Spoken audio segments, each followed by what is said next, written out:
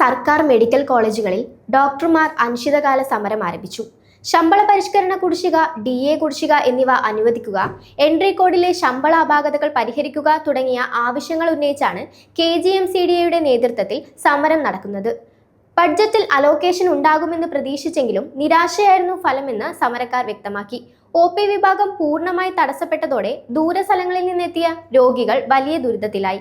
അത്യാഹിത വിഭാഗങ്ങളെ സമരത്തിൽ നിന്നും ഒഴിവാക്കിയിട്ടുണ്ട്. OP വിഭാഗം പൂർണ്ണമായി തടസ്സപ്പെട്ടതോടെ ദൂരസ്ഥലങ്ങളിൽ നിന്നെത്തിയ രോഗികൾ വലിയ ദുരിതത്തിലായി. അത്യാഹിത വിഭാഗങ്ങളെ സമരത്തിൽ നിന്നും ഒഴിവാക്കിയിട്ടുണ്ട്.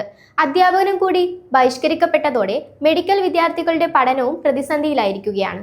പ്രശ്നങ്ങൾ ചർച്ചയിലൂടെ പരിഹരിക്കുമെന്ന് ആരോഗ്യമന്ത്രി അറിയിച്ചിട്ടുണ്ട്. ചർച്ച പരാജയപ്പെട്ടാൽ ഈ മാസം 9 മുതൽ ശസ്ത്രക്രിയകൾ ഉൾപ്പെടെ നിർത്തിവെച്ച് സമരം കടുപ്പിക്കാനാണ് ഡോക്ടർമാരുടെ തീരുമാനം.